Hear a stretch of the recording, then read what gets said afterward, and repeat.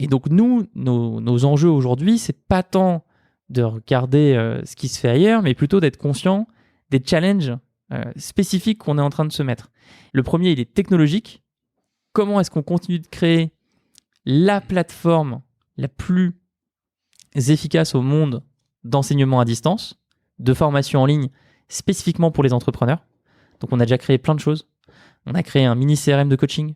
On a créé une technologie qui enregistre toute la connaissance qui est créée sur la plateforme. On a créé un moteur de recherche. On l'utilise uniquement du côté de nos mentors qui peuvent aller piocher dans ce moteur de recherche, chercher un mot-clé et ils utilisent toute cette donnée, toute cette connaissance générée automatiquement pour la diffuser, la distribuer à des élèves qui ont les mêmes problématiques. Donc tu disais le premier challenge, c'est un challenge tech. techno. C'est un challenge de créer la plus grosse base de connaissances entrepreneuriales d'Internet. Le deuxième challenge, c'est un challenge...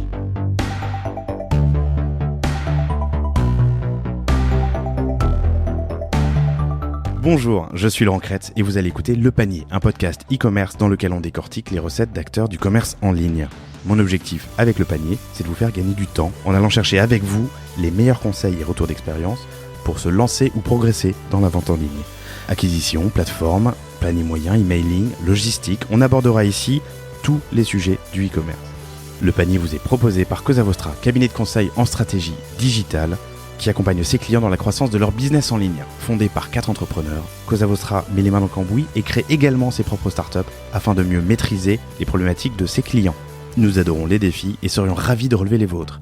Contactez-nous sur lepanier@cosavostra.com ou sur notre site cosavostra.com.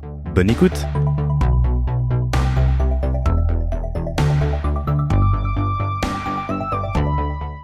Bonjour à tous, je reçois aujourd'hui Alexandre Dana, fondateur de Live Mentor. Salut Alexandre, ça va ? Salut Laurent, ça va très bien. Cool. Live Mentor, c'est une école en ligne pour entrepreneurs, freelance ou indépendants, qui propose des formations dans le digital au sens large, WordPress, e-commerce, marketing, digital, Facebook, Insta. J'ai vu un large choix de cours en ligne. J'ai déjà croisé Alexandre dans une autre vie en 2012 alors qu'il pitchait sa boîte à Start in Paris. Depuis, il s'est passé pas mal de temps. Et la formation en ligne, c'est un business qui est compliqué, éclaté, qui est assez atomisé. Et j'aimerais comprendre dans cette chaîne de valeur qui est relativement longue, comment est-ce que Live Mentor s'en sort pour générer du trafic et du business. Vous avez déjà entendu Alexandre très certainement dans le podcast Génération Do It Yourself de mon associé Mathieu Stéphanie. Si c'est pas le cas, courez l'écouter. Aujourd'hui, on va essayer d'aborder des sujets plus pratiques et opérationnels sur le e-commerce. Alexandre, c'est quoi Live Mentor ? Comme tu l'as dit, Live Mentor est un organisme de formation, premièrement, qui fonctionne uniquement en ligne et qui dispense des formations de 3 mois pour un public très particulier, des porteurs de projets et des entrepreneurs. 50% des gens qui rentrent en formation n'ont pas encore créé leur boîte. Ce sont typiquement des salariés qui ont un projet, par exemple de site e-commerce, et qui veulent, pendant 3 mois, se faire accompagner par nos équipes pour passer à l'action, lancer leur boutique, trouver leurs premiers clients. Et 50% des gens qui rentrent en formation sont déjà entrepreneurs avec différents niveaux d'activité, des personnes qui sont au tout début, des personnes qui font déjà du chiffre d'affaires. On a également des projets. Et du coup, des lacunes, pourquoi est-ce qu'ils viennent vous chercher ? Les 50% qui ont déjà leur projet ? Ils viennent nous chercher parce que quand tu es entrepreneur, tu as toujours besoin de te former. Et ça, c'est plus le pédagogue qui te répond que l'entrepreneur. Okay. Moi, ça fait 10 ans que je donne des cours. J'en ai donné à des publics très différents. Le public à la fois le plus passionnant et le plus difficile, c'est clairement les entrepreneurs. Parce que les problématiques sont sans cesse nouvelles. Tu découvres chaque mois de nouveaux challenges, de nouveaux défis. Et on a par exemple plus récemment un site e-commerce qui fait 10 millions de CA, qui a rejoint 3 formations pour commencer pour une dizaine de personnes de son équipe, avec une problématique nouvelle. On se rend compte que on ne sait pas du tout utiliser YouTube, on ne sait pas utiliser Instagram, on ne sait pas faire de contenu sur les réseaux sociaux. On est monté à 10 millions d'euros de chiffre d'affaires, mais sans utiliser ces stratégies de contenu, on a besoin de se remettre à jour pour passer à l'étape d'après. Et ils sont venus vous voir à ce moment-là ? Exactement. À 10 millions de CA ? Ouais. Ok. Et donc 50% qui sont en phase de création ? Exactement. Ou qui se posent la question ? Ils sont déjà décidés ou pas ? Ça dépend. On a pas mal de personnes qui sont en phase de réflexion, qui hésitent entre plusieurs idées, et c'est aussi notre rôle de les accompagner sur la définition de la bonne idée. L'essentiel de notre formation, c'est le coaching, c'est l'accompagnement. C'est la possibilité pendant 3 mois de parler à quelqu'un, de parler à un mentor qui t'accompagne, qui te challenge, qui te bouscule parfois si tu te poses trop de questions, et qui va toujours avec bienveillance te faire avancer étape après étape. Donc c'est aussi notre rôle d'accompagner sur le choix de la bonne idée. Ok. Entrepreneurs digitaux principalement, uniquement, entre autres. Pas uniquement. On a beaucoup de restaurants, beaucoup de gîtes, beaucoup de chambres d'hôtes, des personnes qui lancent des espaces de coworking, mais également effectivement ce qu'on appelle des pure players, donc des personnes qui ne font que de l'e-commerce et qui vendent que sur leur site internet. D'accord, tu as parlé beaucoup de e-commerce, il y a d'autres types d'entrepreneurs. Freelance, beaucoup de freelance, beaucoup de consultants, et puis également des blogueurs, des personnes qui font de l'affiliation, des personnes qui veulent être influenceurs ou qui le sont déjà. Des personnes qui veulent être influenceurs peuvent venir suivre une formation chez Live Mentor et du coaching. Ah, complètement. D'accord, il y a une formation influence ? T'as pas de formation influence, mais tu as une formation Instagram, tu as une formation copywriting, qui est un sujet super important pour un influenceur. On va bientôt faire une formation YouTube. Dans les influenceurs assez connus qu'on a dans la communauté, on a une fille que moi je trouve exceptionnelle qui s'appelle Solange Te Parle, qui est une youtubeuse, qui a environ 400 000 abonnés, mais qui justement montre bien qu'être influenceur, c'est super restrictif en fait comme terme. Ina, la personne qui est derrière cette chaîne YouTube, Ina Mialache, c'est une artiste, c'est quelqu'un qui a déjà écrit des livres, c'est quelqu'un qui a déjà sorti un premier livre, c'est quelqu'un qui danse, qui chante, qui fait du théâtre. C'est une personne qui a plein d'activités et qui effectivement, entre autres, a cette chaîne YouTube. Mais ce serait ne pas du tout lui faire honneur que de la limiter au rôle d'influenceur. On va dire ça, d'accord. Vous êtes lancé en 2012-2013, je crois. J'ai commencé cette aventure effectivement durant mes études. En 2012, quand on s'est rencontrés, toi et moi, dans ce bar à Paris, ouais. J'étais encore étudiant, quoi. J'étais dans mes années d'école de commerce. Et on a testé pas mal de modèles différents pour finalement se centrer sur la formation d'entrepreneurs, de freelance et d'indépendants en août 2016. Donc ça fait bientôt 3 ans qu'on opère cette activité. On a formé sur donc, ces 3 années 6000 personnes. Sur les 3 dernières ? Ouais, depuis D'accord. le pivot. Mais raconte-nous les 3 premières. Alors, sur les premières années, qu'est-ce qu'on a fait ? Le concept de base de Live Mentor était de faire de la formation en ligne également, mais d'une manière complètement déstructurée. Donc, j'étais sur un positionnement de place de marché où j'avais d'un côté 15 000 profs particuliers qui donnaient des cours par webcam, et de l'autre côté, j'avais des élèves qui choisissaient... Cours individuels. Exactement. Qui choisissaient ces profs pour un cours individuel, de la même manière que sur Airbnb, tu vas choisir un appartement ou une maison. Principalement, c'était des cours de maths, de physique, d'anglais, donc plutôt des cours de sciences scolaires. Et le constat qui nous a amené à complètement changer, c'est que dans l'éducation, la place de marché, la diversité, ce ne sont pas des qualités suffisantes pour pallier au manque de contrôle, au manque d'unité dans l'expérience que va occasionner la place de marché. Et donc, de par à la fois ce constat que nous formulaient les élèves et aussi une appétence personnelle de se concentrer sur un type d'élèves, les entrepreneurs, on a tout changé pour faire ce qu'on fait aujourd'hui. D'accord, donc 2016, le pivot, et depuis, tu m'as dit 6000 personnes, clients coachés, formés. Exactement, on a multiplié notre chiffre d'affaires par 8 en 2 ans. Là, on est en train de clôturer un tour de table de plusieurs millions d'euros. Et on a extrêmement travaillé. Premier tour ? Premier tour depuis ce pivot, ouais. Depuis ce pivot, mais vous aviez levé de l'argent avant ? Ouais, on avait fait des levées de fonds avant sur notre ancien modèle. Ok. Et ça, je pourrais y revenir, mais c'est vraiment le point qui était le plus important depuis le pivot et qui est assez différent justement de pas mal d'autres sites e-commerce. On a fait un énorme travail communautaire. Donc, le plus gros asset qu'on a aujourd'hui, c'est la communauté de gens qui nous suit, qui a confiance dans ce qu'on fait et avec qui on construit littéralement le futur de la boîte. On interagit énormément. Qu'est-ce que tu mets dans la communauté ? Je mets à la fois les élèves qui sont passés par une formation Live Mentor et avec qui on reste en contact, principalement via des forums privés, mais également via des événements, mais également via des réinscriptions à d'autres formations, puisqu'on a à peu près un tiers de nos élèves qui va suivre plus d'une formation sur Live Mentor. Et après, ça c'est confidentiel, mais un pourcentage assez élevé de personnes qui vont suivre 3, 4, 5, 6 formations. Ok. Avec des notions de progression dans le parcours et notre responsabilité est de toujours trouver le bon parcours de formation pour le bon challenge.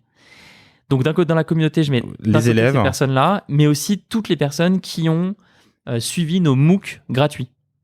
Donc on produit beaucoup de contenu sur YouTube, on a une newsletter qui part 2 fois par semaine, qui est très suivie. On produit beaucoup de contenu sur Facebook, on produit beaucoup de contenu sur notre blog également. Ce qui fait qu'on a au total dans cette newsletter entre quasiment 250 000 personnes qui la reçoivent chaque semaine. Et ça, ce sont des personnes qui n'ont pas encore suivi de formation chez nous, mais qui sont super importantes, que nous, on considère que notre boîte, elle a 2 responsabilités. La première, évidemment, c'est d'apporter le meilleur service possible aux gens qui sont en formation, mais c'est également d'évangéliser une population plus large, une certaine vision de l'entrepreneuriat, qui est la nôtre, une certaine pédagogie entrepreneuriale, différente de ce qu'on voit ailleurs, et des valeurs. Ok, t'es un bâton de pèlerin dans le monde entrepreneurial du coup. Clairement. Okay. On publie notre premier livre à la fin de l'année. Un livre ? Ouais, on publie un livre. D'accord, qu'est-ce qu'il y aura dans ce livre ? La méthode Live Mentor. La méthode Live Mentor. La méthode Live Mentor, consolidée auprès de 6000 personnes, qui est une méthode de développement d'entreprise qui touche au développement personnel. Méthode de développement d'entreprise qui touche au développement personnel. Absolument. C'est quoi ?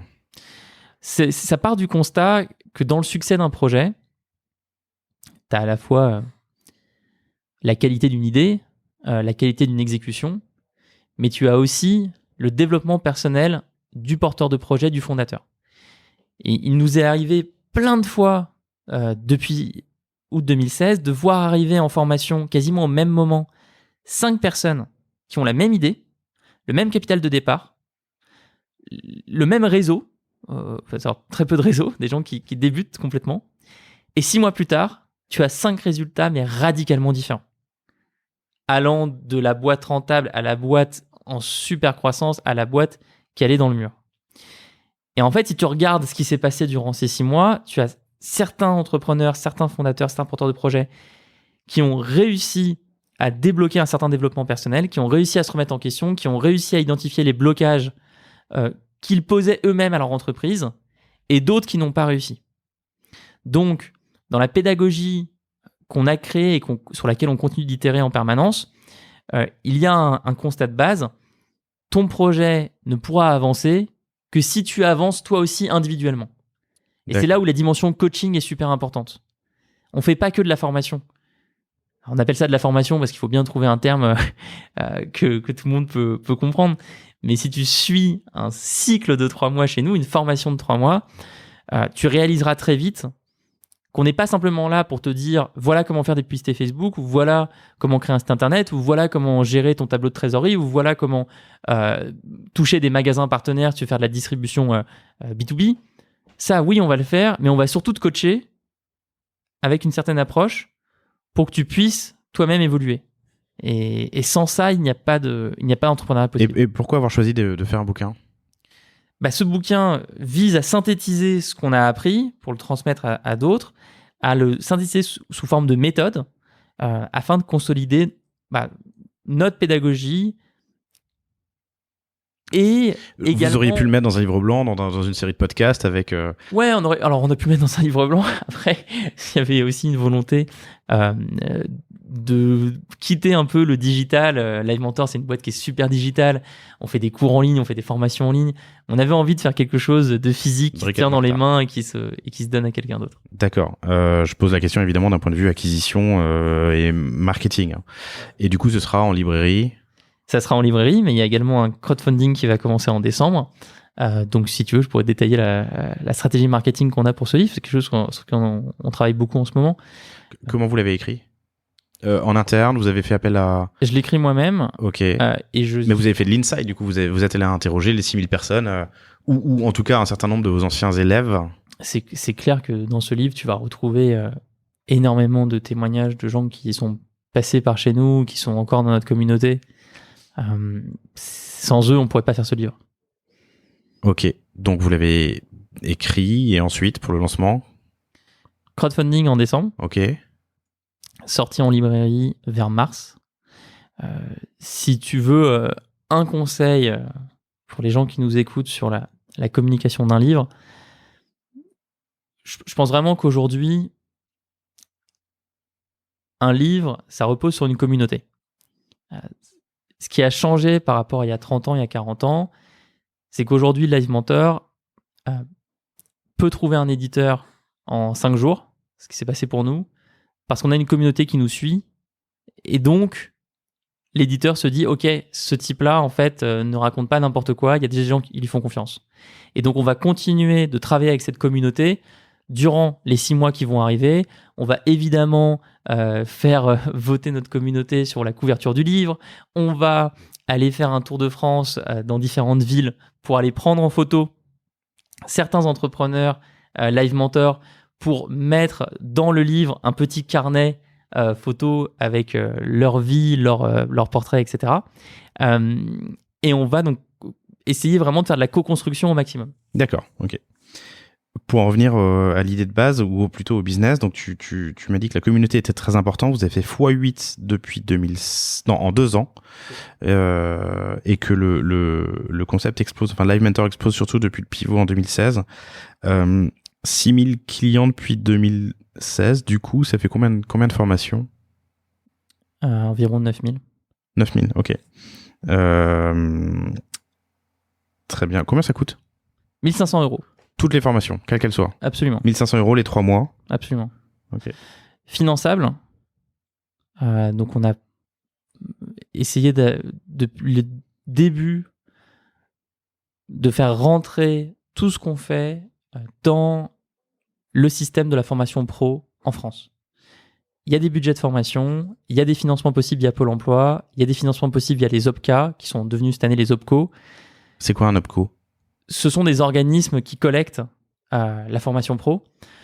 Alors, on pourrait faire l'épisode entier là-dessus, mais pour te le faire simplement, il y a une réforme de la formation pro qui est en cours cette année, qui a été poussée par le gouvernement Macron.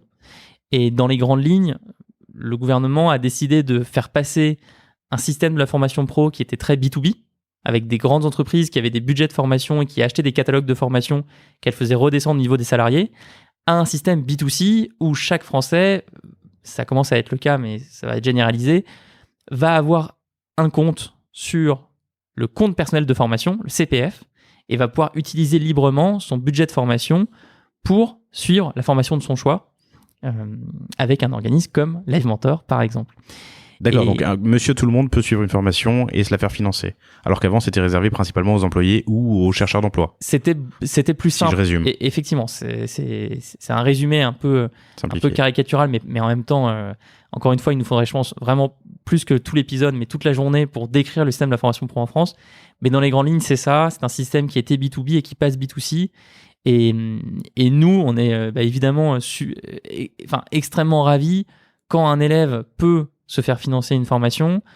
L'idée, c'est surtout pas d'avoir des gens qui se mettent dans une situation financière qui est compliquée pour suivre une formation. S'ils peuvent avoir accès à un financement, c'est super. Donc, on a monté une équipe, ça je pourrais le détailler plus tard, 2 personnes qui sont spécialisées dans le montage des dossiers et qui peuvent accompagner tous ceux qui désirent suivre une formation Live Mentor dans ces procédures administratives. Entendu. Vous avez la concurrence ? Beaucoup, très éclaté. Tu penses à qui principalement ? Qui est-ce que tu regardes aujourd'hui autour de toi en France ? Alors, le marché, tu l'as très bien décrit en introduction, il est super atomisé. Atomisé, ouais. Avec énormément de formateurs indépendants.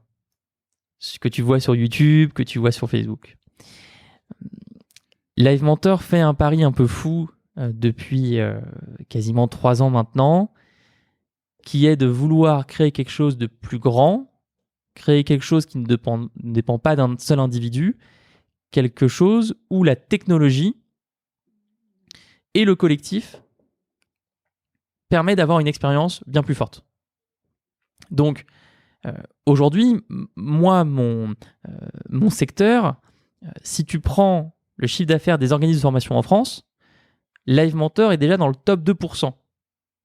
Top 2% des organismes formateurs. Des organismes de formation. De formation en France. Exactement. Donc, ok. Sur combien? Il y en a combien dans des organismes de formation? Je veux pas te dire de bêtises. T'as un ordre de grandeur? C'est des dizaines de milliers. Des dizaines de milliers. Ouais, vous êtes dans le top 2%. On est dans le top 2%. Et après, tu as quelques gros... De par le nombre de formations dispensées. En termes de chiffre d'affaires. En termes de chiffre d'affaires. Ouais. Et pourtant, on fait pas encore 200 millions.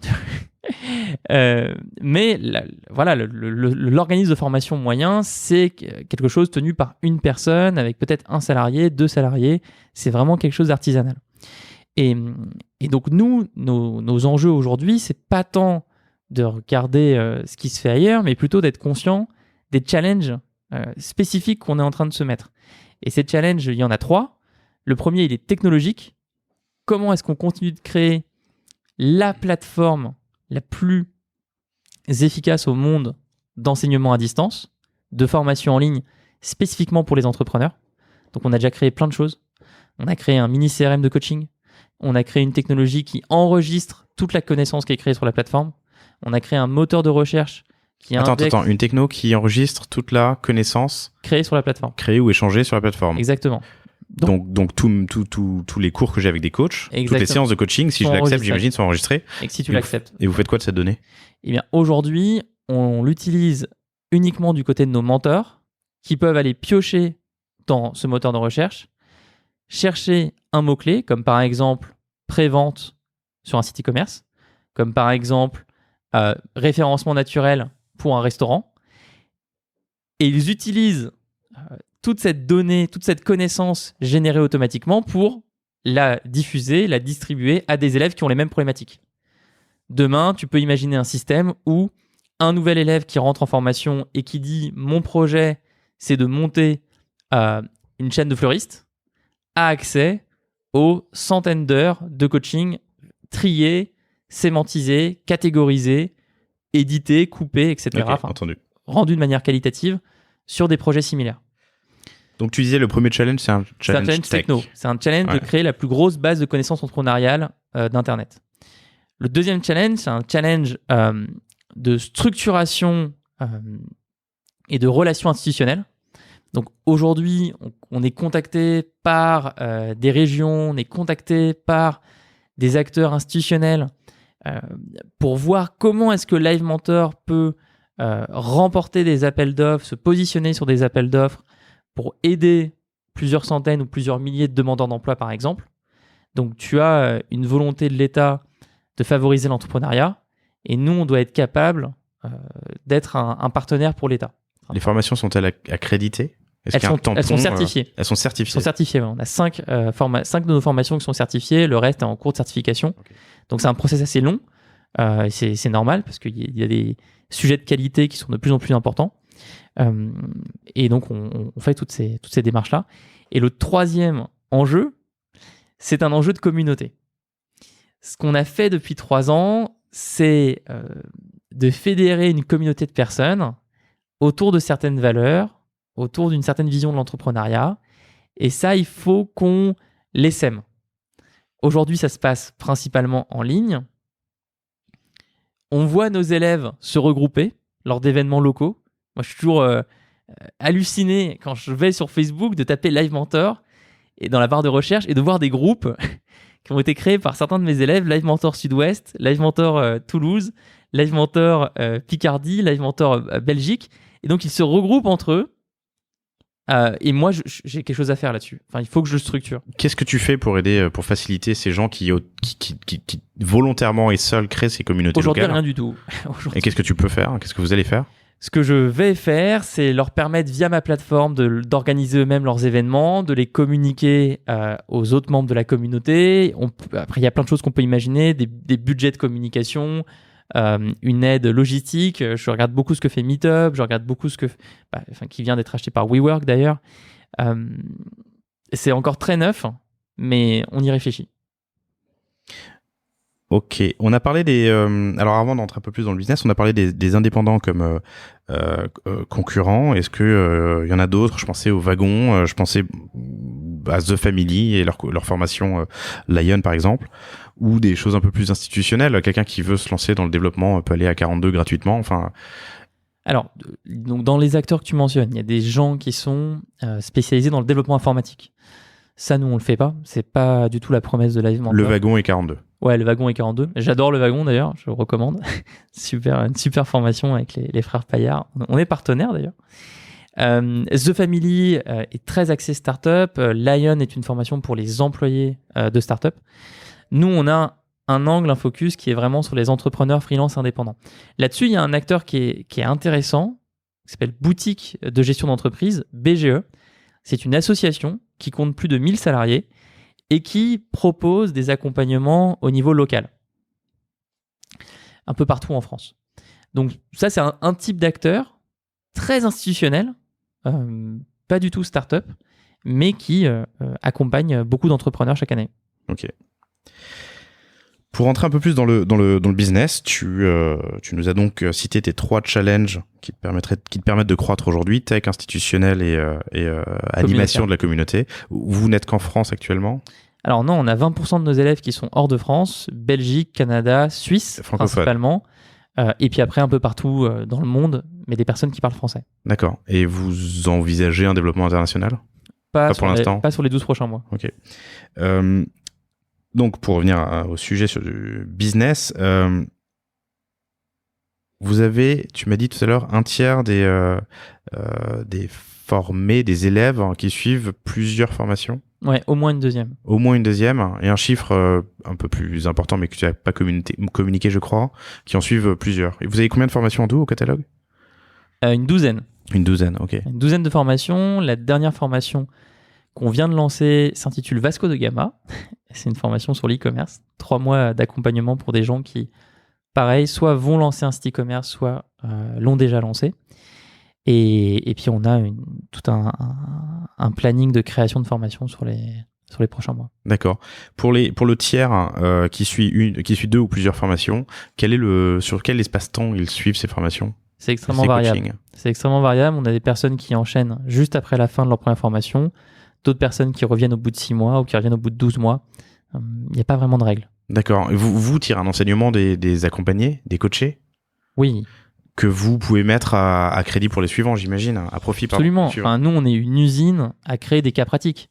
On est une usine à observer ce qui se passe dans l'écosystème entrepreneurial pour pouvoir aider le maximum de personnes et dire on a vu ça dans tel secteur, voilà ce qui fonctionne, on a vu ça dans tel secteur, voilà ce qui fonctionne, on a vu ça dans tel secteur, voilà ce qui fonctionne. Ça, c'est notre boulot quotidien. Ok, comment est-ce que vous identifiez les coachs? Alors, on les recrute. Ouais. Et ils sont en interne, ils sont employés de Live Mentor? Alors, on a un mélange entre des gens en CDI et des gens en freelance. Okay. C'est à peu près 50-50 aujourd'hui. C'est clair qu'on met un accent ultra important sur la formation des mentors. Formation et process? Formation et process. Souvent, ce sont des anciens élèves à nous. Donc, des gens qui ont été entrepreneurs, qui ont été freelance. Ça, c'est un critère de recrutement chez nous. Obligatoirement, tu dois avoir été entrepreneur ou freelance dans ta vie. Okay. Sinon, on considère que tu auras beaucoup de mal à comprendre les problématiques, la psychologie de quelqu'un qui passe par cette réalité-là. Ensuite, donc, tu as un processus de recrutement assez long avec différentes étapes. On va notamment, évidemment, juger des hard skills, des compétences concrètes que la personne maîtrise sur des sujets comme la création de site internet, des sujets comme les publicités Facebook, des sujets comme la gestion de trésorerie, etc. Mais aussi un gros focus sur les soft skills. Parce qu'il ne suffit pas d'être expert pour savoir très bien enseigner un sujet. Et puis, le vrai travail, en fait, il commence quand la personne est mentor. Donc, on a des process de formation interne. Les gens qui font partie de mon équipe, c'est des personnes qui adorent apprendre. C'est des curieux insatiables. Et donc, tous les 45 jours, on a une session de formation qui dure une journée entière. Et on capitalise constamment sur la dynamique collective pour que chacun se forme. Il y a combien de coachs aujourd'hui? Aujourd'hui, une dizaine. Une dizaine de coachs pour toutes les formations que vous vendez? Absolument. Ok. D'un point de vue business model, le coach, il est payé rémunération fixe ou en fonction des cours qu'il donne, en fonction des coachings qu'il fait? Quand il est en CDI, il a une rémunération donc, qui est fixe. Okay. Et sinon, pour les freelances, c'est une rémunération classique donc, au coaching qui est donné. Ok. Qu'est-ce qu'il y a à ton tableau de bord de gestion business? Alors, quels sont les KPI que tu suis au quotidien? La première chose que je suis, c'est ce qui se passe en formation. Combien d'élèves chaque mois suivent une formation chez moi? Combien sont en train de consulter des vidéos, combien sont en train d'échanger par écrit avec un mentor, combien sont en train d'échanger dans des sessions par visioconférence individuelle avec un mentor, combien sont en train de suivre une session collective avec d'autres élèves et un mentor en visioconférence. Et je suis en train aussi de rajouter des indicateurs sur les échanges entre élèves. Combien d'élèves sont en train de parler à d'autres élèves.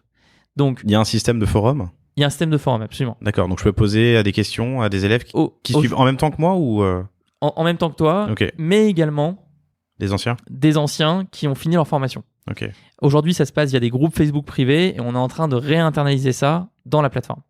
Donc ça, c'est des indicateurs d'engagement qui sont super importants pour moi car Live Mentor a été pensé à l'inverse des formations en ligne classiques où tu vas avoir 90% d'abandon. Sur un MOOC classique, tu as 90% des gens qui abandonnent avant la fin.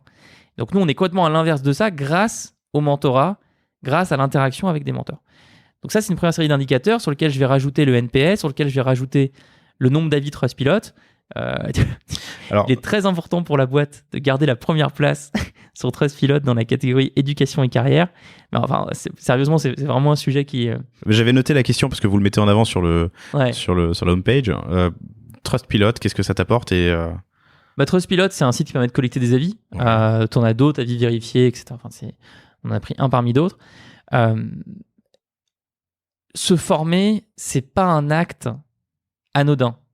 Ça demande un réel investissement. Et même si tu te fais financer la formation par Pôle emploi, CPF ou d'autres, c'est un investissement en temps, c'est un investissement en motivation, c'est un investissement en focus sur les prochains mois. Et donc, c'est pas un achat d'impulsion, c'est pas une décision, et on veut pas que ce le soit. On veut pas du tout que ce le soit. Chez nous, après avoir fait plein de tests, on est passé sur un système où tu dois postuler pour entrer en formation. Et on refuse certaines personnes parce qu'on sent qu'elles ne sont pas prêtes, on sent que c'est pas le bon moment pour elles. Tu dois postuler pour entrer dans une formation. Absolument. Okay. Et on veut que tu nous montres ta motivation, et on veut que tu nous montres l'état d'esprit que tu vas avoir avec les autres élèves, les autres membres de la communauté. On veut aussi noter tes valeurs entrepreneuriales, parce qu'encore une fois, c'est un sujet qui compte beaucoup pour nous. Donc, dans cette démarche où la personne réfléchit à son envie de se former, évidemment que les avis, les retours d'expérience, les témoignages sont quelque chose de très important, d'où Trustpilot. D'où Trustpilot. Donc, des KPI sur l'engagement, le NPS, comment tu le calcules ton NPS ? Je calcule par cohorte. Ok. Je calcule par cohorte à la fin des 3 mois. Je regarde également le nombre de personnes donc, qui s'inscrivent à une autre formation. Et puis, ensuite, j'ai mes indicateurs plus e-commerce classique. Donc, ma notoriété, la taille de ma base, l'engagement de mes contenus. La notoriété, comment tu le calcules ? En fait, je regarde différents indicateurs à la fois sur YouTube, sur Facebook et sur ma newsletter et sur mon référencement naturel aussi. Je regarde le nombre de mentions presse que j'ai, je regarde le nombre de mentions que j'ai auprès d'influenceurs, je regarde par exemple les podcasts, le nombre de passages qu'on fait dans des podcasts comme celui-ci.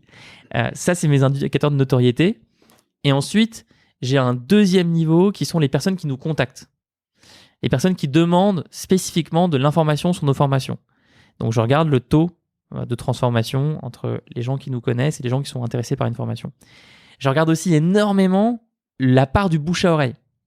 Combien de personnes viennent sur Live Mentor aujourd'hui par bouche à oreille ? Parce que quelqu'un qui s'est commence une formation. Et commence une formation, oui. Absolument. T'as dit viennent sur Live Mentor, mais tu veux dire achète une formation. Alors, je le regarde en fait à 2 niveaux. Je le regarde au niveau de l'inscription à la base email. Ouais. Les gens qui s'inscrivent à la newsletter, je leur demande comment est-ce que vous avez connu Live Mentor, et donc je regarde le pourcentage de gens qui sont inscrits à ma newsletter parce qu'ils en ont entendu parler par un ami. Mais je regarde également sur les personnes qui s'inscrivent chaque mois, le pourcentage de personnes qui s'inscrivent par bouche à oreille. Ok, entendu. L'engagement, NPS, Trustpilot, Repeat, ta notoriété, ok. Et enfin, j'ai des indicateurs plus spécifiques sur mes partenaires. Donc, des partenaires, vous revendez ? Il y a des revendeurs de formation ? Alors non, on ne fait pas d'affiliation. Par contre, il peut nous arriver de bosser avec des chambres de commerce. Il peut nous arriver de bosser avec des CMA. des chambres Des métiers. métiers d'artisanat. Et donc, avec ces acteurs-là, on va avoir des indicateurs spécifiques. Donc, on fait pour eux, par exemple, des événements. On envoie nos mentors donner des ateliers sur Facebook, sur Instagram, apporter une compétence dont ces acteurs ont besoin. Et en retour, eux nous envoient des personnes qu'on doit former. D'accord. Du marketing de contenu, en fait, mais en réel. Exactement. Ok. Super. Comment est-ce que quelles sont les frictions que tes utilisateurs, que les clients, que les prospects, rencontrent sur ton site? C'est facile de sortir sa carte bleue pour 1500 euros? Déjà, on veut pas que ce soit facile. Le but, c'est pas que ce soit facile. Le but, c'est de créer un climat de confiance et justement de ne pas être dans de l'optimisation court terme. Tu vois, si tu regardes la plupart des théories sur le e-commerce, on va avoir un raisonnement qui est super focus sur le court terme. On va te dire en long et en large, simplifie ton tunnel de conversion, fais en sorte que les personnes puissent payer tout de suite, mets de l'urgence. Tu vois, Booking, quoi. Booking.com. Ouais. Il reste 2 chambres. Cette personne regarde la même chambre que toi. C'est ça. Mais ça, pour moi, c'est une catastrophe. C'est pas du tout adapté à ce que je fais. C'est pas adapté à la culture de la boîte. C'est pas adapté aux problèmes de nos élèves. C'est pas adapté à la relation qu'on veut créer avec eux. On est au contraire sur un site internet et une communication qui vise à donner un maximum de contenu, à constamment être un partenaire pour les élèves, ou plutôt pour les personnes qui s'interrogent sur le fait de faire une formation avec nous. Moi, je suis super content de voir des personnes rejoindre une formation et me dire ça fait 1 an que je suis votre blog. Ça fait 1 an que j'échange dans les commentaires de votre blog. Ça fait, il y a 6 mois, j'ai participé à un de vos webinars. Il y a 3 mois, je suis venu à un de vos événements gratuits parce qu'on commence à faire pas mal d'événements gratuits dans nos bureaux. Il y a 2 mois, j'ai entendu parler de vous par un ami qui s'est formé. Puis là, je me suis dit, OK, c'est le moment, j'y vais. Ça, c'est très bien. Donc, il n'y a pas besoin... c'est pas qu'il n'y a pas besoin, c'est qu'il ne faut surtout pas chercher. Ça s'inscrit aussi dans un changement de vie, très souvent. Exactement. Ça. C'est mûrement réfléchi, j'imagine. Ok. C'est ça. Mais il y a des frictions quand même ou pas? Enfin, comment tu les identifies? Où est-ce que tu les as identifiées? Alors, la friction que tu peux avoir, c'est une friction sur est-ce que l'enseignement en ligne fonctionne? Est-ce que ça marche, quoi? Et ça, pour nous, ça a été un gros travail de démystification de l'enseignement en ligne et surtout d'explication de notre différence.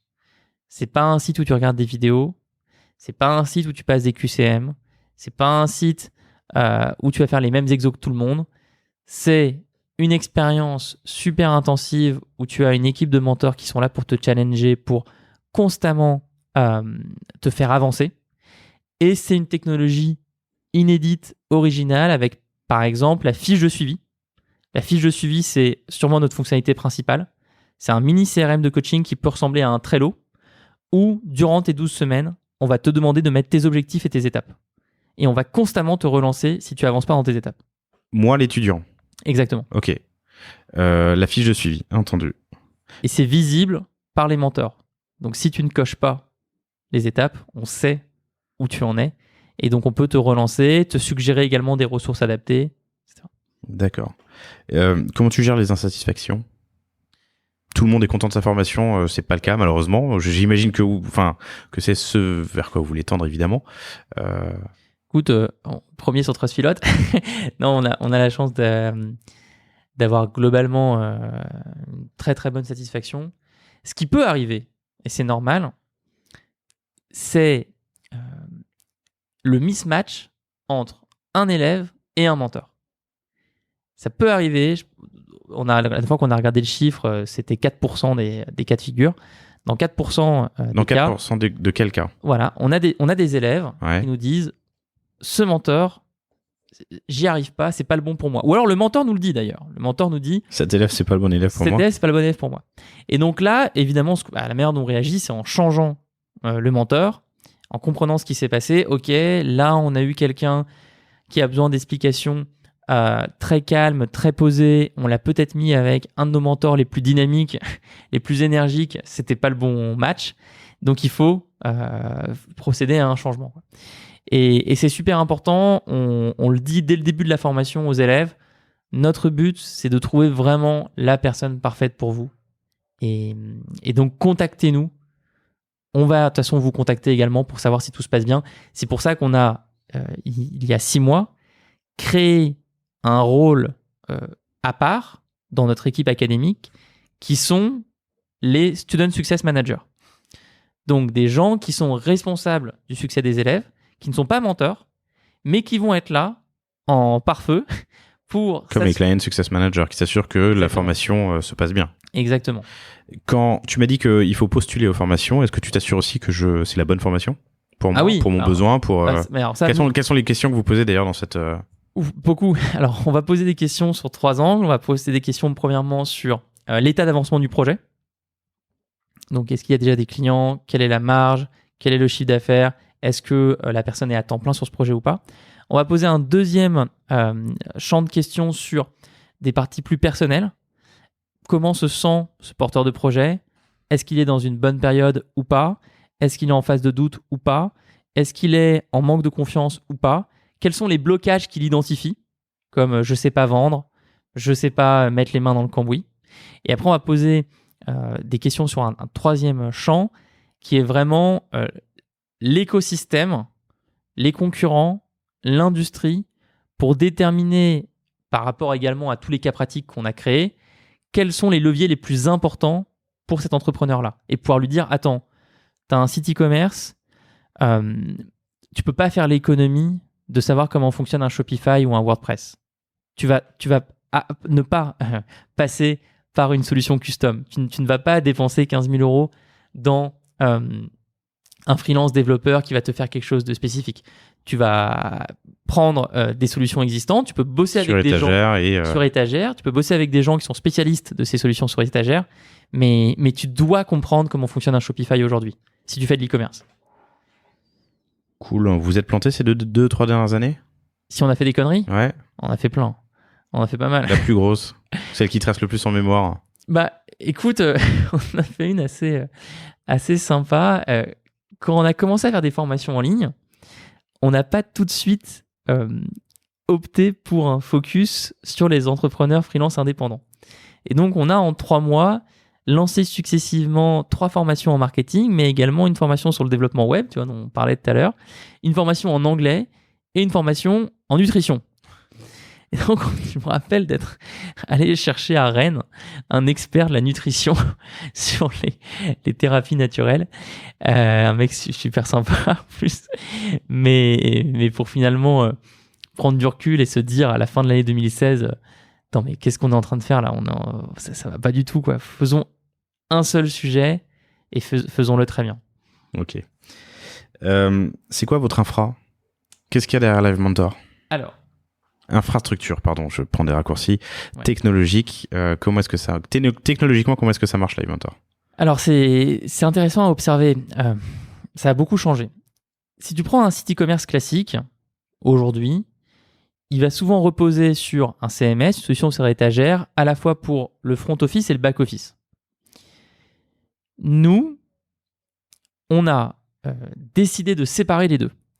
Donc, toute la plateforme de formation, on l'a développée nous-mêmes. C'est du sur-mesure. Je crois qu'il y a des outils qui existent sur étagère, non, de gestion. Il y en formation. A, ouais. Mais qui ne sont pas du tout adaptés au coaching.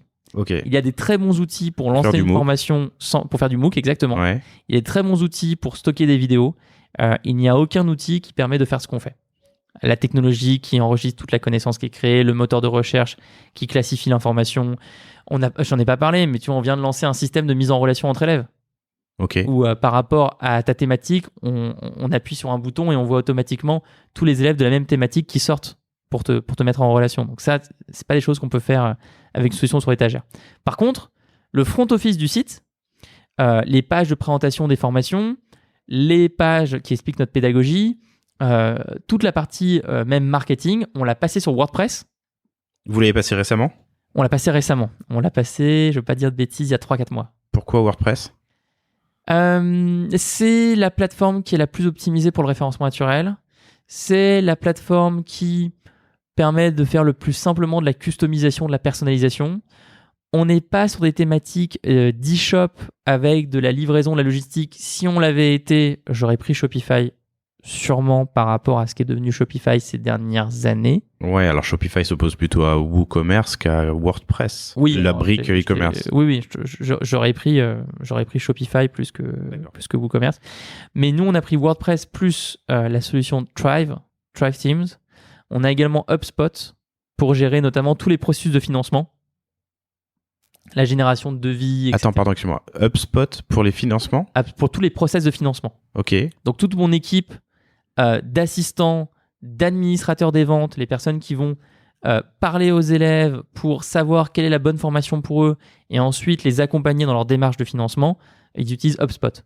On utilise aussi HubSpot pour notre newsletter. On utilise, si tu veux rentrer dans le détail, allons-y. Je veux. Databox, qui est un outil de visualisation de données que tu branches sur HubSpot. On utilise quoi d'autre ? Écoute, c'est déjà pas mal. Et plein Thrive Teams. Thrive, ouais. Thrive, comment tu l'écris ? Thrive. Thrive, ok. Thrive, ouais. Teams. Et ça, c'est pour faire quoi ? Ça se branche sur WordPress et ça te permet de générer des tunnels de vente. D'accord. Pourquoi ce choix ? Pourquoi Thrive Teams plutôt qu'un WooCommerce qui est une brique native e-commerce ? Parce que tu peux plus facilement personnaliser tes messages, parce que tu peux plus facilement générer des cycles de vente longs qu'avec un WooCommerce. C'est quoi le cycle de vente chez vous ? Combien de temps, pardon ? Chez nous, il peut être très long, c'est en moyenne 6 mois. C'est entre le moment où quelqu'un connaît Live Mentor, s'inscrit à la newsletter et s'inscrit en formation, c'est 6 mois. Ok. Databox pour la data-vise branché à HubSpot qui vous sert à gérer les dossiers de financement, la newsletter, un front contenu, pardon, je me rapproche du micro, WordPress, Thrive Teams pour la partie la brique e-commerce. Ouais. Le paiement se fait sur Stripe. Ou par virement. Et du coup, alors je connais pas le process pour les particuliers, mais si je me fais rembourser ma formation, ouais, j'avance l'argent et je me fais rembourser ensuite. Donc exactement. Vous n'avez pas de souci d'aller chercher le financement ailleurs. Alors si, parce que quand on est payé par un organisme financeur, ouais, il y a un délai de paiement. On est payé à la fin de la formation. Et du coup, là, vous fonctionnez par bon de commande ? On est en train d'itérer sur ce process. Et actuellement, comment ça se passe ? Aujourd'hui, la manière dont ça fonctionne, c'est qu'à la fin de la formation, on édite une facture qu'on envoie à un organisme financeur qui nous règle. Donc une société vous achète une formation pour X employés ? Alors non, si c'est une société, là ouais, je te donnais le process pour un particulier qui se fait financer cette formation. D'accord. Si c'est une société, la société paye à l'avance. D'accord. Tu dis que vous avez passé récemment sur WordPress il y a quelques mois, 4 mois. Ouais. Vous étiez sur quoi avant ? On a tout fait maison. Grosse erreur. Même le CMS ? Énorme erreur. Alors vous le voyez pas, mais Alexandre sourit et tout comme moi. C'était affreux. C'est une bonne idée de faire un CMS sur mesure. C'était une catastrophe. Quand on donne des formations en ligne pour entrepreneurs. Ouais, c'est clair. Non, mais d'ailleurs, c'est ce qu'on a dit en long et en large à notre communauté. On n'arrêtait pas de leur dire, mais ne faites pas la même erreur que nous. Ça a été un chantier colossal pour tout changer. De tout reprendre, il y a une énorme dette. Énorme dette, erreur de jeunesse, mais j'ai des développeurs exceptionnels qui ont été merveilleux. Et aujourd'hui, alors quand tu dis tout était fait maison, on parle de quoi ? Du front, du tunnel d'achat, tout, de la brique e-commerce, tout. Le newsletter ? Non, quand même pas. Vous étiez chez qui ? On était chez Mailchimp. Pourquoi ? Et donc vous avez quitté Mailchimp pour HubSpot ? Parce que HubSpot gère également la partie gestion du process d'inscription. Et donc nous permet d'associer l'info, la personne est dans la newsletter, à la personne est en train de... un vrai CRM, quoi. Exactement. Ok. Un CRM complet. Ok. Quels sont les principaux autres outils que vous utilisez dans la gestion ? Évidemment, comme toute startup, on essaye de mettre de la tech à tous les endroits dans le process. Donc des softs de signature à distance, DocuSign, HelloSign, ce genre de choses. Ok. On utilise également tout un tas d'outils au sein de l'expérience en formation, mais là ça rentre dans les technos spécifiques aux formations en ligne, mais ce qui permet de faire des chats, de la messagerie au sein d'une plateforme, ce qui permet d'uploader des documents, on utilise Zoom pour la visioconférence. Alors ça c'est un outil important quand même, parce que la visioconférence fait partie de toutes les formations. Je fais une parenthèse, mais un calcul de tête. Alors, est-ce que tu peux me dire combien de formations vous avez faites cette année, ou je le calcule ? Je fais une hypothèse. Je veux pas te dire de bêtises parce que j'ai pas regardé les chiffres. Je voudrais savoir en fait combien de formations concomitantes vous avez. En gros, ce que je peux te dire, c'est que chaque semaine, on génère quasiment 350 heures de visioconférence, 350 heures de coaching. 350 heures de coaching par semaine. Voilà. Et si tu m'as dit que vous avez fait 6000 clients depuis le pivot en 2016, admettons que vous soyez sur une accélération, que vous avez fait la moitié ces 12 derniers mois, ça fait 3000. Je divise par 12, il y a 250 formations en parallèle à l'instant T. Il y en a 600 par mois. Ok. Donc c'est un peu plus que ça. Donc c'est que vous allez plus vite vous accélérez plus vite que je l'ai calculé. Espérons. 350 heures de coaching sur Zoom, donc en vidéoconf sur ça. Zoom, c'est ça. Ouais. Et tu m'as dit 600 formations. 600 personnes qui sont formées actuellement. Par mois, ouais. Par mois. Ouais. C'est super. Ok. Sur la brique techno, je crois que j'ai fait le tour. Le dernier point est pas le moins intéressant. Le temps passe toujours très vite avec des invités passionnants. L'acquisition. Comment est-ce que vous faites croître ? C'est quoi ? Alors, je commence par une question qui est la plus large et peut-être la plus compliquée, mais aujourd'hui, comment tu fais pour doubler ton chiffre d'affaires ? Bah, écoute, la base dans l'éducation et la formation, c'est de faire un service de qualité. Donc, si tu veux grandir, si tu veux te développer, tu as vraiment intérêt à suivre chaque élève et à lui assurer une expérience exceptionnelle. D'où le recrutement de SSM, Student Success Managers. D'où le recrutement de mentors, d'où le recrutement des personnes qui accompagnent les mentors qui composent l'équipe académique, d'où la formation interne. Enfin, c'est vraiment des enjeux de connaissances internes, des enjeux de knowledge management. Ensuite, le deuxième axe, c'est vraiment la création de contenu gratuit ou sous forme du livre, par exemple. Donc, toujours être dans une démarche de notoriété qui passe par l'expertise, montrer notre connaissance, montrer tout ce qu'on sait faire et tout ce qu'on apprend également auprès des entrepreneurs qu'on accompagne. Et ça, c'est le troisième axe, qui est le lancement de nouvelles formations. Aujourd'hui, si je peux te parler autant en détail des problématiques des freelances, autant en détail des problématiques des e-commerçants, ou autant en détail des problématiques des thérapeutes, c'est parce qu'on a accompagné plusieurs centaines d'e-commerçants, plusieurs centaines de freelances et plusieurs centaines de thérapeutes.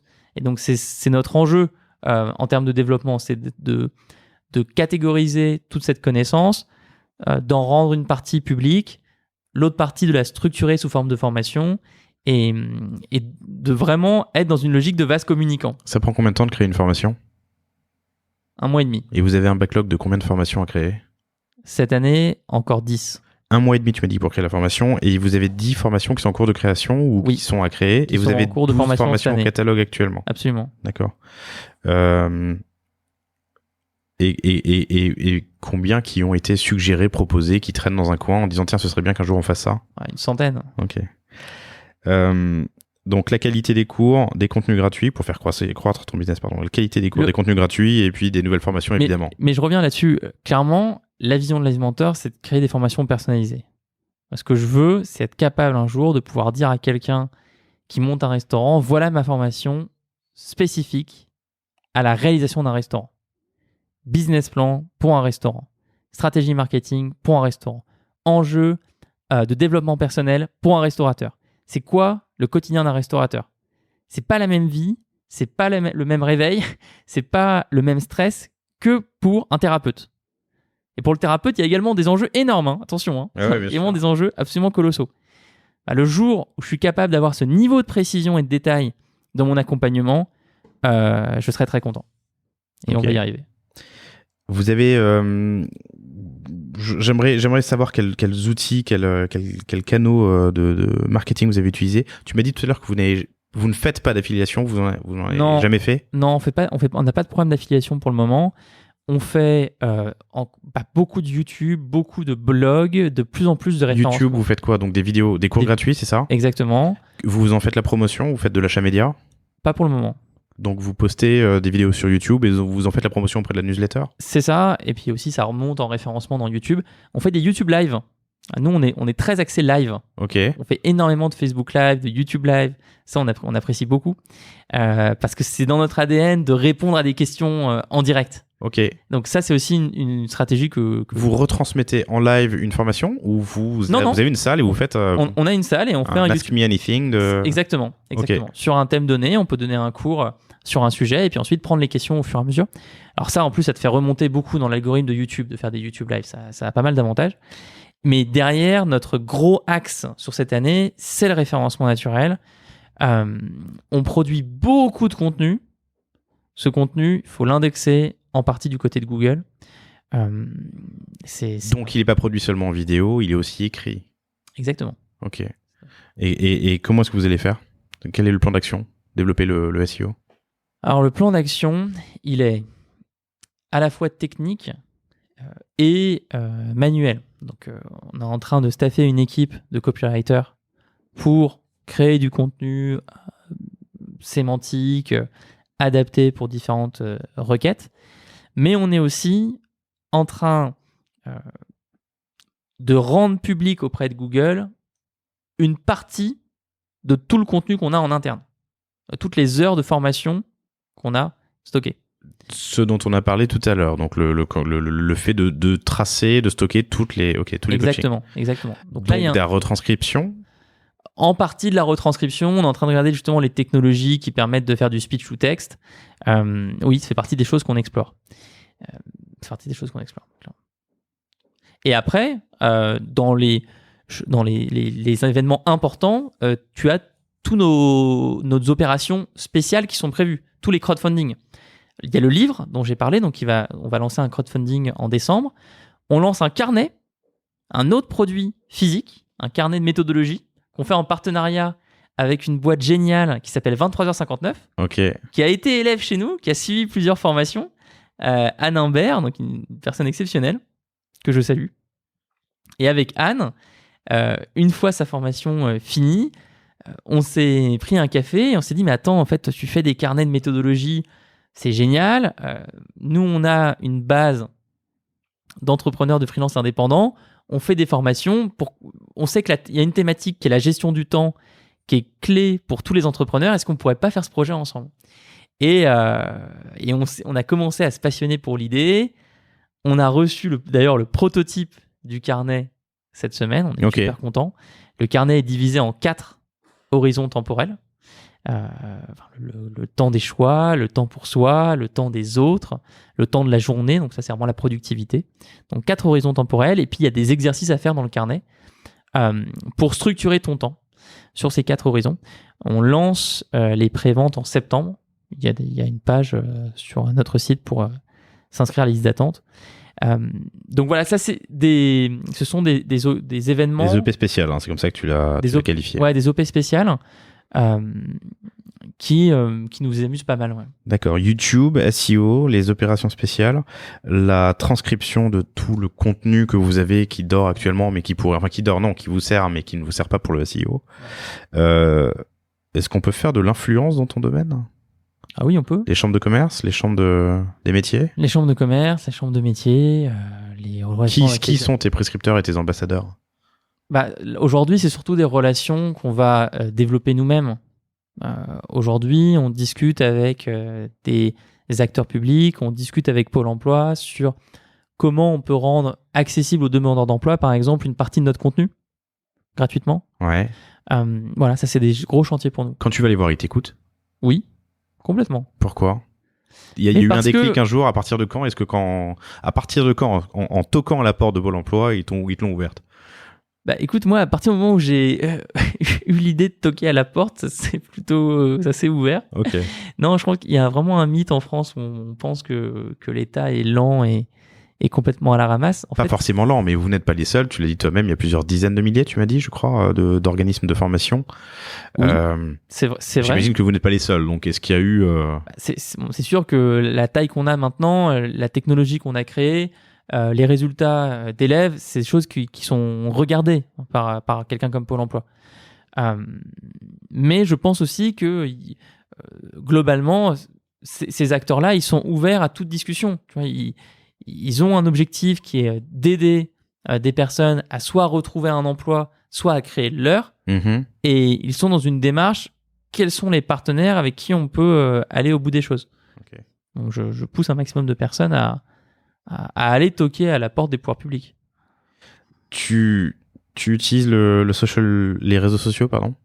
Oui, comme je disais, YouTube, Facebook, Instagram. Alors, pour du live, est-ce que vous avez quoi, 70 000 fans, hein, je crois, sur Facebook, ouais, sur like sur Facebook. On utilise beaucoup les groupes privés Facebook aussi. C'est un sujet qui est très important pour nous. Avec les anciens élèves, avec les élèves actuels d'ailleurs. Les deux, on les met ensemble.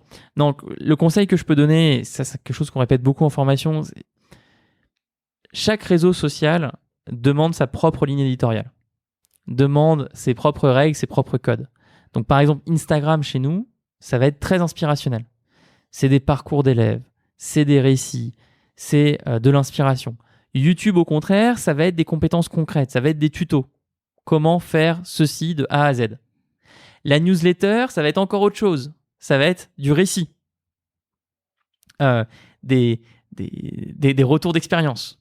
Donc, on a compris progressivement comment répartir notre stratégie de contenu à partir des spécificités de chaque plateforme. Ok. Vous avez une base de 250 000 emails, tu m'as dit. Quasiment, oui. D'accord. Comment est-ce que vous l'utilisez? On fait une newsletter. Ok. 2 fois par semaine. 2 fois par semaine? Absolument. Qui, pour première vocation, d'être à l'inverse des newsletters type Cdiscount, où tu vas avoir moins 95% de réduction. Non, notre newsletter, en moyenne, c'est une journée d'écriture pour un épisode. Donc 2 jours d'écriture par semaine pour la newsletter. Absolument, on va dire une petite journée. Ouais. Une petite journée. On y met énormément de temps parce que on veut que ce soit comme le chapitre d'un livre. Il faut que ce soit quelque chose que tu as envie de dévorer, on veut que tu l'attendes. Et c'est quoi? C'est une partie d'un cours? Qu'est-ce que vous y racontez? On va plutôt être sur des problématiques de la vie d'un entrepreneur. Les épisodes, par exemple, qui ont le mieux fonctionné, ça va être comment se constituer un réseau. Ça va être comment lutter contre le syndrome de l'imposteur. Ça va être, par exemple, les 5 modèles économiques qui marchent le mieux en ce moment sur Internet. On va être sur ce genre de thématique. Donc 2 fois par semaine aux 250 000 personnes. Est-ce que vous avez des scénarios d'automation, de mails automatiques sur... Aucun. Sur cette newsletter, aucun. D'accord. Absolument pas. Non, absolument pas. On est vraiment sur de l'éditorial pur. Et alors, pas sur la newsletter, mais est-ce qu'en parallèle de ça, vous avez une stratégie email sur des inscrits, des nouveaux inscrits, anciens inscrits On en a, mais principalement sur tout ce qui concerne le suivi des inscriptions, le suivi des dossiers de financement, savoir si l'élève a bien envoyé toutes les pièces nécessaires. On n'est pas très développé sur ce sujet. D'accord. Ma question est la suivante, en fait. Vos formations sont bien notées, les gens sont a priori, vos clients vos élèves sont a priori contents. Tu m'as dit que vous avez fait dispensé 6 000 cours. Non, pardon, pas cours. Vous avez eu 6 000 élèves et un tiers, donc 2 000 ont acheté. Donc il y a un potentiel de 4 000 anciens élèves qui sont satisfaits, mais n'ont pas acheté ou pas encore. Qu'est-ce qu'on fait avec eux? On n'a pas du tout une stratégie aujourd'hui où on se dit obligatoirement il faut absolument que ces personnes reprennent une formation. On ne fait pas d'action spécifique en ce sens. On a plutôt une démarche qui est créons le maximum de contenu de qualité pour que les gens continuent de se former chez nous, continuent de consulter notre blog, continuent de suivre notre newsletter et surtout parlons à ces personnes pour savoir quelles sont les formations qui leur ferait du bien en ce moment. Pour progresser. Typiquement, je sais qu'aujourd'hui, j'ai beaucoup d'anciens élèves qui viennent me voir et me disent « Alex, sors-nous une formation sur le management. Sors-nous une formation sur le recrutement. Sors-nous une formation sur la dynamique d'équipe. » Et c'est ça mon focus. D'accord. Plus que d'aller lire toute la littérature existante sur le marketing automation et des scénarios à 12 boucles qui n'auraient pas de sens, en fait. C'est se compliquer la vie pour rien. La base du marketing... pour avoir beaucoup itéré sur le sujet, j'en suis revenu vraiment aux principes fondamentaux de parler aux personnes de ta communauté, de savoir ce dont elles ont besoin et de le créer en retour. Parler aux personnes de ta communauté, comprendre leurs besoins et le créer. Oui, ok, évidemment. Dernière question sur l'acquisition, vous faites du parrainage ? Pas pour Vous le avez moment. testé? Non, on l'a pas Jamais. testé. D'accord, ok. Vous avez donc pivoté en 2016. Aujourd'hui, ça cartonne. Tu m'as dit que vous avez fait x8 en CA sur la dernière année. Non, x8 en 2 ans, Sur les pardon. 2 dernières années. Ça a été quoi le tipping point? Alors, on s'est moqué de moi suite à un des épisodes qui est déjà sorti. Quelle a été la bascule? Est-ce que t'as pu identifier un moment, la raison ou le momentum qui vous a permis d'accélérer vraiment? En fait, dès le premier test, on a su qu'on était sur le bon modèle et ensuite, le développement s'est fait de manière assez linéaire. On a vu dès le début que l'expérience contrôlée, l'expérience où on est obsessionnel de l'engagement de l'élève et de son suivi de A à Z durant les 12 semaines, ça fonctionnait, ça faisait la différence et ça générait de la satisfaction, du bouche à oreille. Ensuite, ce qu'on a découvert, c'est vraiment l'importance de la communauté. Et aujourd'hui, on voit bien que dans la responsabilité de Live Mentor, il y a de former des entrepreneurs, mais aussi de les mettre en avant. Donc, on met en avant nos élèves dans la newsletter. On les met en avant sur le blog. On commence à le faire. On va rajouter un annuaire des élèves pour pouvoir montrer publiquement tous ces projets. On réfléchit énormément à des systèmes de démo day en ligne où à la fin des 12 semaines, Excellent. on peut présenter... Ouais, comme les grands incubateurs, enfin les grands. Exactement. Comme beaucoup d'accélérateurs ou d'incubateurs. Exactement. On a énormément d'élèves qui nous disent « mais vous devriez lancer une marketplace produit Live Mentor ». Et d'ailleurs, on lance un petit test là-dessus cet été. Produit Live Mentor, c'est-à-dire tous les e-commerçants qu'on a. Ah oui, d'accord. Ils disent, mais vous... pourriez être la place de marché de... Exactement. Okay. Exactement. Donc, ça, je pense que c'est un sujet... Je sais pas si c'est un sujet de croissance, de développement, mais en tout cas, c'est un sujet de valeur super fort chez nous. Comment est-ce qu'on peut utiliser le rayonnement de Live pour propulser certains projets et avoir une approche média que n'a pas une école classique? D'accord. Avec 250 000 personnes, tu commences à avoir du poids. Tu commences à avoir un peu de poids. Donc, ce serait gratuit ou vous pensez à le monétiser? Ou on verra plus tard? On verra plus tard. Je répète ce que tu viens de dire. Hein. Donc, tu n'as pas vu de... On appelle ça le hockey stick. Hein, en fait, je crois pas. Moi, je crois vraiment pas au silver bullet. Tu vois. Enfin, pour reprendre un terme anglais comme toi, je crois pas au fait qu'à un moment, il y a un déclic, il y a une recette miracle, il y a une technique qui marche mieux qu'une autre. Ça, je déteste ça. Et c'est à l'inverse de tout ce qu'on raconte en formation. On croit beaucoup plus dans effectivement trouver quelque chose qui fonctionne et puis ensuite travailler de manière très régulière chaque jour pendant très longtemps pour avoir des résultats sur la durée. Et ensuite, c'était l'engagement de ta communauté. On a fait un grand tour. Je te remercie beaucoup pour ton temps. J'aimerais finir un peu plus en ouvrant un peu sur les projets qui sont passés par chez vous. Tu m'as dit tout à l'heure, avant que je lance l'enregistrement, qu'en fait, vous avez des super projets qui sont passés. Évidemment, sur 6000, j'imagine qu'il y en a énormément. Et que t'as appris, ça vous apprend aussi plein de choses à vous-même, j'imagine. T'as des exemples? Tu parlais surtout de e-commerce? Oui, je peux te citer quelques e-commerce. On a, par exemple, des magazines comme Kaizen.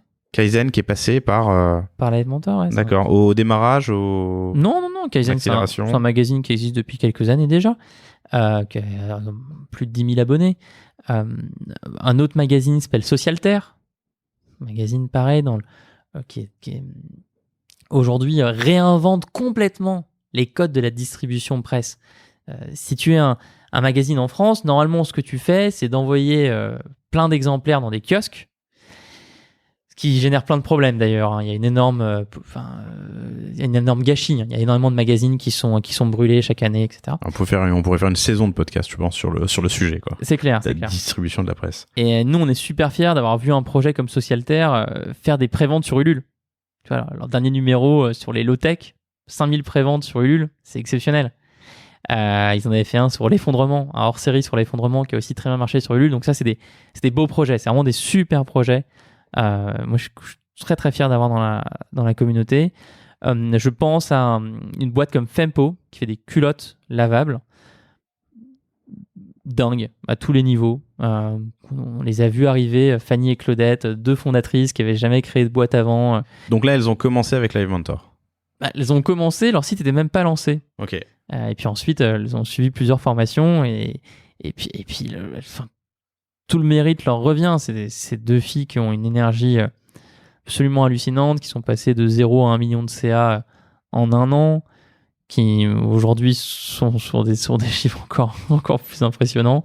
C'est plus de 50 000 clientes. Enfin, c'est une création de process de production, c'est une communauté absolument super engagée, c'est une fédération d'influenceurs très bien exécutée. Donc ça, c'est aussi un très beau projet. Je pense à un projet comme Atelier 1. Je pense à un projet comme Mazonia. Mazonia avec Mazonia, Mazonia, monté par Daphné et Jeanne. Alors ça, c'est une histoire de dingue. C'est 2 filles qui ont le même projet, chacune de leur côté, et qui se retrouvent sur Internet, sur un forum, et qui se disent « Ah mais attends, on fait le même projet, pourquoi ne pas le faire ensemble ?» Elles l'ont fait. Et ça fait quoi, Mazonia ? Ça fait connaître des sacs créés en Colombie par une tribu. Donc c'est de la mode éthique. D'accord. Et ces 2 porteuses de projets ont eu le même projet au même moment ? Exactement. Ok. C'est assez niche. La quand même tribu. Ouais, c'est ultra niche. Super niche. Okay. Et ça marche très bien. Elles font des préventes également. Elles ont suivi quel cours ? Je veux pas te dire de bêtises. Est-ce que c'était Instagram ou marketing digital ? Je crois que c'est marketing digital. D'accord. Marketing digital. Et puis ensuite, enfin, ça j'en ai pas parlé, mais les élèves qui suivent des formations chez nous peuvent enchaîner non pas sur des formations, mais sur des cycles de coaching, où au lieu de resuivre 3 mois de formation avec toute une série de courses, l'idée est simplement de prolonger la relation avec le mentor ou avec les mentors par écrit ou par visioconférence. Donc ouais, Mazonia, un autre projet vraiment super sympa qui est passé sur TF1 récemment. Et je peux te dire que passer sur TF1 quand tu fais des sacs, c'est M6, pardon. M6. C'est pas TF1, je peux dire de bêtises. Ça te fait un très joli pic de vente. Excellent. Puis plein d'autres, hein, je suis désolé pour ceux que je mentionne pas. Yoga Matata qui fait des tapis de yoga. Tous ceux qui font des box. Je pense par exemple à Ookies, un couple absolument exceptionnel qui a quitté Paris pour aller vivre en Bretagne et qui fait des box de pâtisserie. De kits de pâtisserie que tu vas préparer avec tes enfants. Des box pour faire de la pâtisserie en fait. Exactement. Tu reçois ça et puis tu fais avec tes enfants des cookies, des gâteaux au chocolat, etc. Et ça marche ? Ça marche très bien. Ok. On a fait un immense tour. Une fois de plus, on n'a pas réussi à tenir l'objectif qui est de faire un podcast un peu plus court. Je te remercie énormément pour ton temps. Vous retrouverez ce podcast évidemment sur lepanier.io avec tous les enseignements qu'on a reçus aujourd'hui. Alexandre, merci énormément et puis je te dis à très bientôt. Merci à toi, c'était très sympa. Merci d'avoir écouté cet épisode du panier, j'espère qu'il vous a plu. Si c'est le cas, n'hésitez pas à le faire connaître autour de vous. Vous pouvez le noter et laisser un commentaire sympathique sur Apple Podcast ou votre plateforme de podcast de prédilection, ça nous aide à remonter dans les classements. Vous pouvez aussi partager le panier autour de vous par email, sur les réseaux ou un dîner, c'est ce qui nous aide le plus. Si vous avez besoin de vous faire accompagner pour votre stratégie digitale, votre site internet, vos tactiques marketing ou de contenu, n'hésitez pas à nous contacter sur le site de Cosa Vostra ou à l'adresse lepanier@cosavostra.com. À bientôt.